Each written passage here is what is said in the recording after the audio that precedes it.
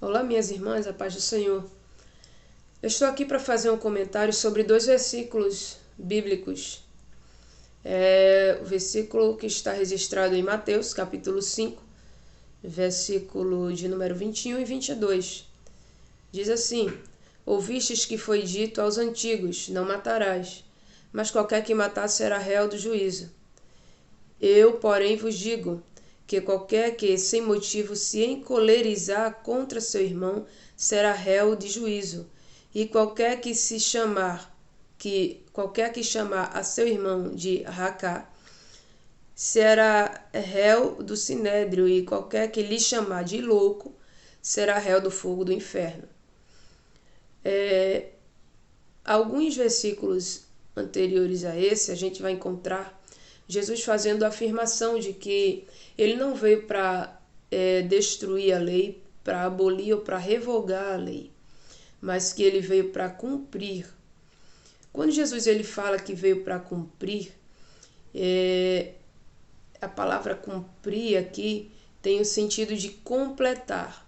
Então Jesus ele veio completar a compreensão acerca da lei, veio ampliar a nossa visão acerca da lei, porque existia aí uma interpretação feita de forma equivocada pelos mestres da lei, pelos escribas, e Jesus ele veio desfazer aí, na verdade, essa visão equivocada, veio trazer para a gente o que de fato significa essa lei. No versículo 21, a gente vê aqui uma referência ao primeiro mandamento, lá em Êxodo capítulo 20, versículo 13, vai dizer para a gente: não matarás. O sexto mandamento. Jesus ele faz então aqui uma referência a esse mandamento, dizendo: vocês ouviram que foi dito aos antigos, não matarás, mas qualquer que matar vai ser réu do juízo. Então, Jesus ele faz essa referência ao mandamento de Êxodo, capítulo 20, versículo 13. Quem matasse, a lei, ela trazia sobre essa pessoa um juízo. E o juízo a gente pode ver ele no próprio livro do Êxodo, capítulo 21, a partir do versículo 12 até o versículo 16. Vai dizer pra gente: aquele que matar, ele teria que morrer. O juízo, a punição para a quebra desse mandamento seria a morte. A pessoa seria assassinada assim como assassinou. Olho por olho e dente por dente. Assim era a lei.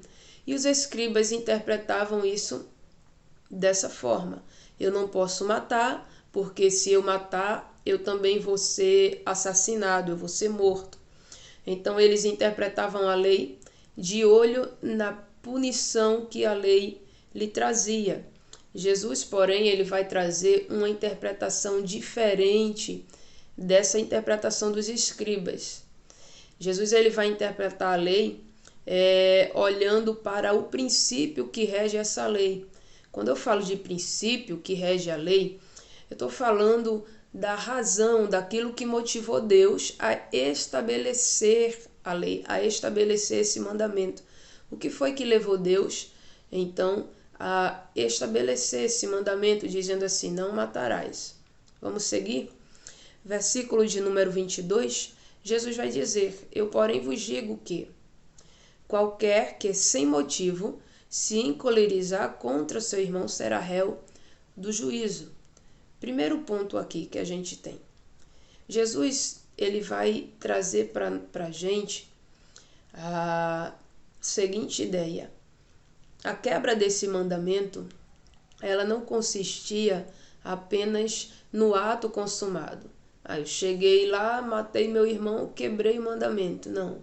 Jesus vai trazer para a gente essa outra interpretação aqui, de que a quebra do mandamento ela não consiste no seu ato, mas já na intenção que vai mover esse ato. A ira, o ódio, a raiva. Então Jesus ele vai diretamente no princípio da lei, no princípio do mandamento. Porque foi que Deus falou para o homem: não matarás. Porque dentro do homem existia ali um sentimento que o levava a fazer aquilo ali. Então Deus ele vai estabelecer esse mandamento, dizendo assim: aquele que se encolerizar, aliás, Jesus ele vai esclarecer, dizendo: se você se encolerizar sem motivo contra seu irmão, você já quebrou esse mandamento aí que fala para você não matar. Porque o que leva uma pessoa a matar outra? O ódio, a ira. Né? A pessoa, quando está dominada pela ira, pelo ódio, ela vai fazer coisas que até ela mesma duvida. E é interessante que ele vai dizer aqui: qualquer que sem motivo se encolerizar. Sem motivo. Porque, assim, alguém pode dizer: poxa, mas eu tenho motivo. Eu estou irado com ele ou com ela por causa disso ou daquilo. Só que quando a Bíblia vai falar aqui sem motivo, ele está falando de alguém que vai se irar contra outro sem nenhum embasamento bíblico, sem nenhuma autorização bíblica. E aí talvez você pergunta: mas a Bíblia me autoriza a estar irado? Bom, nem toda ira ela é pecaminosa. Existe a ira justa também. Nem toda ira é pecaminosa. Efésios, capítulo de número 4, por exemplo, versículo de número 26, vai dizer pra gente assim, ó: você pode se irar, mas não peca. Ou seja, é possível que eu me ire, mas contudo eu não peque. Então, o pecado em si não é a ira, tá? Não é a ira. Se a gente vai lá em Zacarias 1, 2 ou Êxodo 4 e 14, a gente vai ver, por exemplo, que Deus ele se irou. Deus se irou contra o homem, Deus se irou contra Moisés. Jesus também se irou. Mateus 21, 12. E João 2, 13 ao 25 vai trazer quando Jesus ele está no templo e ele se ira contra os cambistas, os vendedores lá que estão na frente do templo vendendo alguns produtos, sendo eles bois, ovelhas, pombos. Estava sendo vendido ali alguns animais que lá dentro seria oferecido como oferta. E essa não era a intenção do culto. No culto judaico, o povo teria que trazer os animais de suas casas, algo que lhe custou, algo que foi zelado por eles. Então aquilo causa ira em Jesus. E Jesus ele não peca por ter sentido essa ira. A Bíblia também vai nos orientar a odiar aquilo que é pecado, amar o bem e odiar o pecado. Então, nem toda ira, nem todo ódio é pecaminoso. Só que a ira que Jesus ele fala aqui em Mateus, capítulo 5, verso 22, é uma ira sem embasamento bíblico. É uma ira que é dirigida contra o próximo e que nos leva a pecar. É uma ira que vai nos levar a pecar. Vamos ver aí Tiago, capítulo 1, versículo 20. Tiago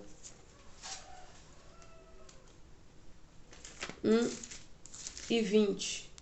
Diz assim, ó: porque a ira do homem não opera a justiça de Deus. Ou seja, quando a gente está irado, quando a gente dá vazão à ira, dá vazão à raiva, ao ódio, a nossa ira não vai fazer aquilo que é justo, não vai nos levar a fazer aquilo que é justo perante o Senhor. Então, para Deus, o homicida não é aquele que matou alguém, mas o homicida pode ser aquele que alimentou dentro do seu coração a raiva, o ódio. A gente pode ver isso na primeira carta de João, capítulo 3, versículo 15, onde João vai escrever dizendo: que aquele que guarda o rancor contra o seu irmão, ele é um homicida.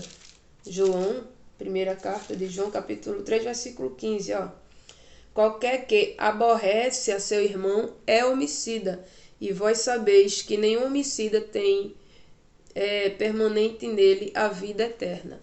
Ou seja, se você aborrece o seu irmão, se você guarda a raiva do seu irmão, se você tem ira contra o teu irmão, para Deus, tu já és um homicida. Então já quebrou aí o mandamento de Êxodo 20, versículo 13, não matarás. Já quebrou.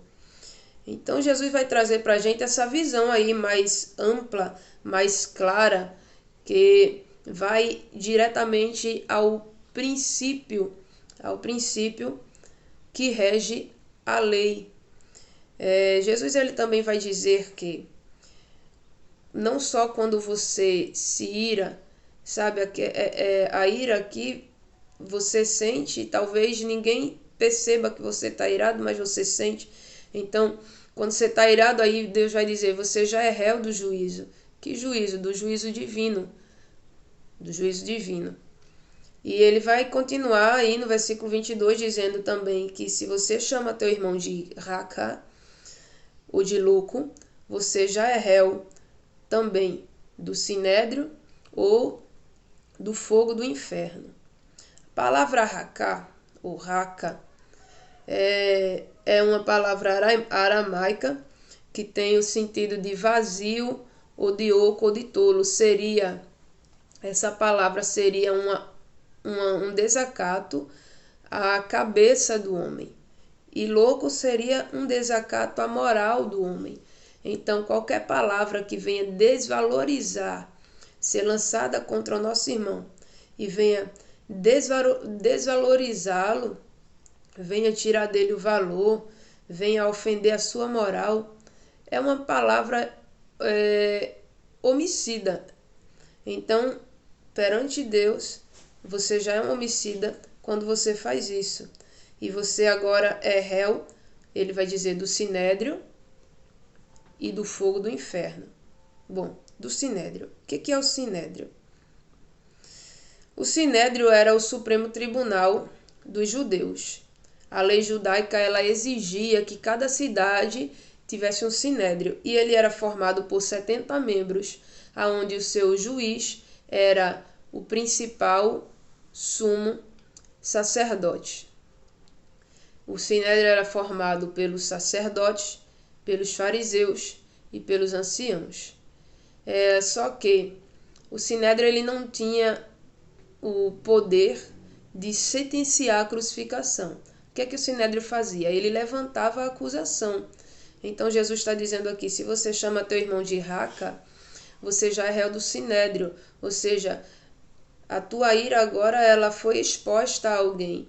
Então, diante dos homens, você já pode ser julgado, já é réu do sinédrio. E ele vai dizer, em segundo lugar, você chamou seu irmão de louco, você desvalorizou a moral do teu irmão, você agora é réu do fogo do inferno. A gente tem aqui uma referência a um lugar chamado Rinom, ou Giena Rinom. Que lugar é esse? Esse lugar era um vale que fica ali aos arredores de Jerusalém, aonde era feita algumas práticas pagãs que eram abomináveis a Deus. Que práticas eram essas? Por exemplo, sacrifícios humanos. Eram oferecidos crianças principalmente ali, a uma entidade chamada de Moloque. E ali eram feitas muitas práticas abomináveis. Esse lugar, mais para frente, ele é transformado em uma montura, em um lixão de Jerusalém. Josias o transforma nesse lugar. E ali agora é colocado lixos, restos de carcaças de animais abatidos, que eram queimados ali. E ali era colocado enxofre para manter aceso aquela chama que queimava toda aquela podridão, aquela putrefação que ficava ali. A gente pode ver isso no livro do Jeremias, capítulo 7, versículo 31 e 32, segundo Crônica 28, 3, esse lugar chamado Rinom. E uma curiosidade, uma observação aqui. Eu falei que era colocado naquele vale de Rinom enxofre para manter a chama acesa, o fogo aceso, queimando tudo aquilo que era jogado naquele vale. Então, a gente achou aqui a razão porque a Bíblia muitas vezes vai falar do inferno como um lugar que arde com fogo e enxofre. Primeiramente, com fogo. O fogo, ele é o símbolo do castigo, o símbolo do sofrimento, o símbolo da punição. Então ali, um lugar de castigo. E o enxofre? O enxofre mantém esse fogo aceso, não permite que o fogo ele se apague. Então o enxofre vai representar aqui a eternização desse castigo, sendo assim um castigo eterno. Por isso que o inferno é mencionado na Bíblia como um lugar que arde com fogo e com enxofre. Então a gente tem aqui uma referência a esse vale de Rinom, que também torna-se na Bíblia Sagrada uma referência a um lugar de tormento. E é isso que Jesus ele vai trazer para a gente. É esse ensinamento, essa compreensão da lei que Jesus vai trazer para a gente. A lei, então, ela não consiste só... o não matarás não está ligado apenas ao ato consumado, mas aquilo que a gente carrega aqui e aqui. Que Deus ele possa limpar a nossa mente, o nosso coração, nos livrar de toda a ira, de toda a mágoa, de tudo aquilo que não provém dele e que nos faz pecar contra o nosso irmão. Se porventura a gente vier a se irar, que seja uma ira justa, uma ira contra o pecado, mas não contra a pessoa. Lembrando-se que Deus não faz acepção, ele ama o pecador. O que ele aborrece é o pecado. Às vezes a gente coloca tudo no saco só e joga o pecado e o pecador lá no inferno. Na verdade, a gente precisa remir o pecador. O que tem que ir para o inferno é o pecado. Que Deus abençoe a vocês.